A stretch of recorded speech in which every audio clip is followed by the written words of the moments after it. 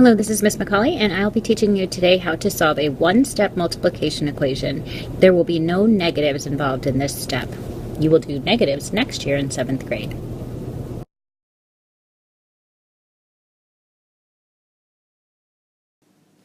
Hi everyone, today we're going to be working on solving multiplication equations. A multiplication equation is an equation like 2x equals 10. Okay, 2x, of course that means 2 times the value of x. It means that the variable x is multiplied by 2 and that equals 10. Multiplication and division are inverse operations. Okay, now hopefully you remember what that means, but inverse operation means the opposite. So let's get that down. Inverse operation means opposite. So because we're working with multiplication equations today, the opposite of multiplying is division. So we're going to be using division to solve these problems. So right away here, we're going to go ahead and solve this equation. Actually, they do it for us. We're going to talk through it, and then we'll try some on our own. So again, we have our 2x times 10 right here. And what you have to do to get, we're trying to get the x by itself, okay? Now, I know some of you, maybe you look at this and right away in your head, you say, well, that's easy, it's 5. Because of course, 2 times 5 equals 10.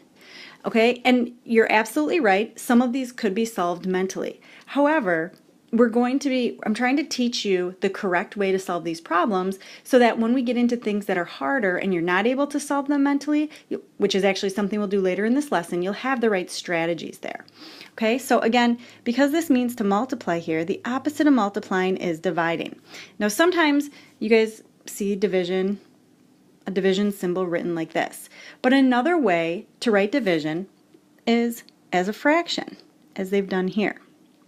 And when it comes to solving equations, this is probably like the easiest way to write your work and to show your work is that you're just using the fraction or the division bar in that way. Okay?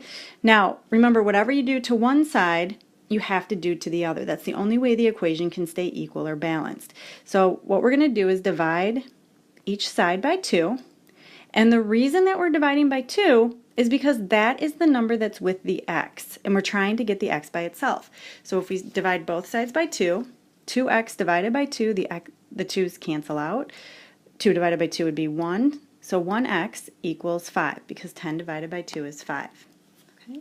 Then the thing that is really wonderful about these kind of problems is that you can check your solution.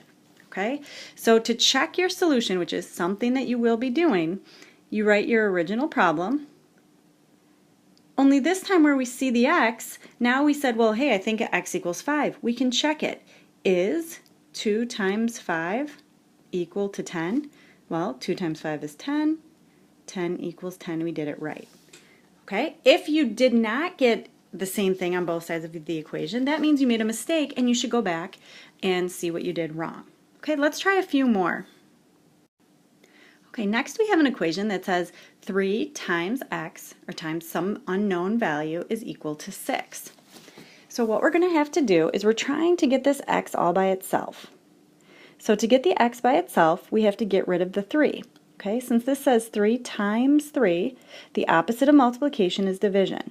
So we're going to divide both sides by 3. 3 divided by 3 is 1, okay, so, or it cancels out, and then we get x equals 2, because 6 divided by 3 is 2. Okay, we had to divide each side by the coefficient. Okay, right here's that word coefficient. Okay, coefficient is the number, not a hashtag, that's the number, next to the variable. That's what the coefficient means. So in 3x, the coefficient is 3. If we had 15x, the coefficient would be 15. Okay, it's just that number that's right next to the variable. Okay, so we had to divide each side by the coefficient of 3, And 6 divided by 3 equals 2. So this is our answer right here. X is equal to 2. But now we can check it to see if we did it correctly. So what we're going to do to check it is we rewrite the original equation, which said 3 times x equals 6. But now we can replace the x with what our answer is, which was a 2. So we're going to replace the x with 2 and put it there. And then we're saying, is this true? What is 3 times 2? Well, of course, 3 times 2 is 6. So we're saying this sentence is 6, and it checks out correctly. Okay, let's try one more together, and then I'm going to have you try 2 on your own. So the one that I actually want to try is letter B right here. And the reason I'm not doing A first is because if you notice, in this case, the x is on the right side of the equation. Okay? It doesn't matter what side that is because it's an equation, both sides are equal. But what is important is that we're getting the x by itself. So to solve this one, what we're going to have to do is divide both sides by, that's right, 4. Okay? The reason we're dividing by the 4 and not the 8 is because we always have to get rid of our coefficient or the number that's right next to the variable. So here we're going to keep our equal sign lined up. 8 divided by 4 is 2, and 4x divided by 4 is just going to be x. So in this case, our answer is 2 equals x. Okay, now that's the same thing as x equals 2 because it's an equation. You can write it either way. If you don't like it being written like that, you can always fix it at the end, but it doesn't matter. It means the same thing no matter which way you write it. Now, the other thing you need to do here is check your solution. So to check your solution, the first thing that you need to do is rewrite the original equation, which was 8 equals 4x. Now where we see the x, we're going to substitute in the value of 2. Let's see if this is true. Oops, I should have used a different color because I'm kind of blending. Okay, sorry about that. So here we get 8 equals, well, 4 times 2 equals 8. 8 equals 8, that checks out.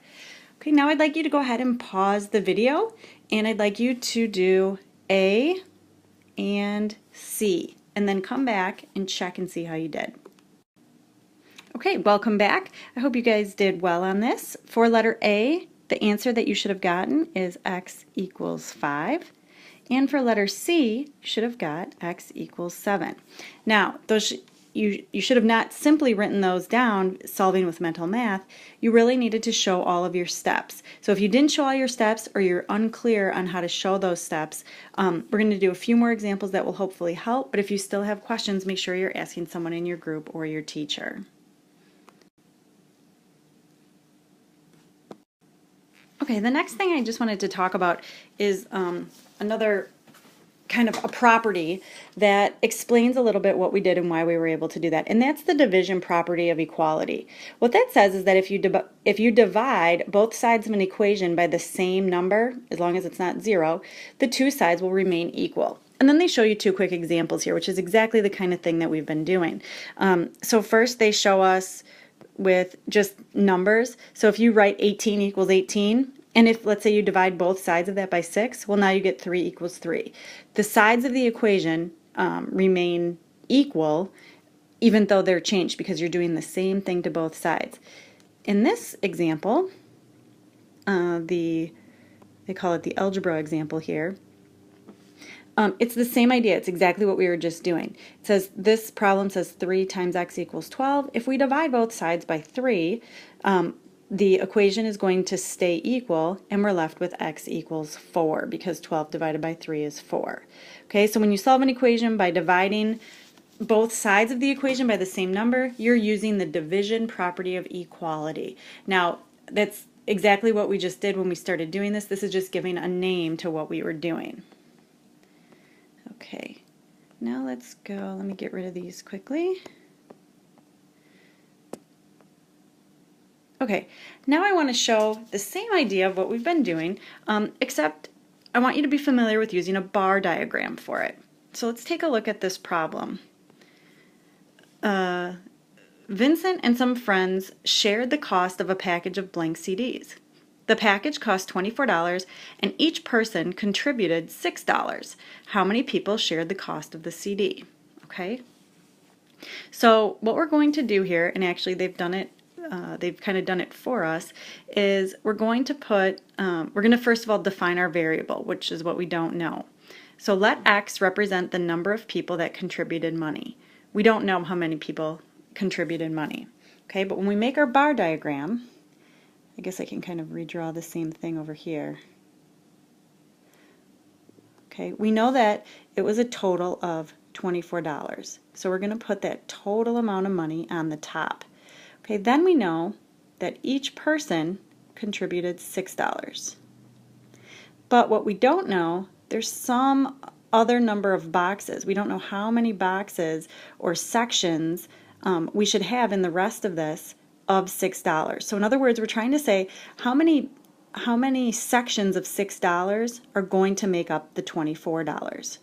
So what that means is the $6 times how many sections, which means how many people contributed money for the CDs, equals 24. Okay? And to solve for our variable, we're going to divide by the coefficient, so we get the variable alone. The 6's cancel out because 6 divided by 6 is 1, and we get X equals 4. Okay? So in other words, to fully answer that question, it means that there were 4 people who split the cost of the CDs. To finish up our bar diagram, the way that would look, this would be $6, $6, $6, and this would be split into 1, 2, 3, 4 equal sections to make up the total $24. Okay. Please show us that you understand this concept by answering this quick question. Solve the equation 5v equals 10. You can show your teacher the answer, or you can answer it in the note check. Stay tuned for part 2 of solving multiplication equations, which will be your next step.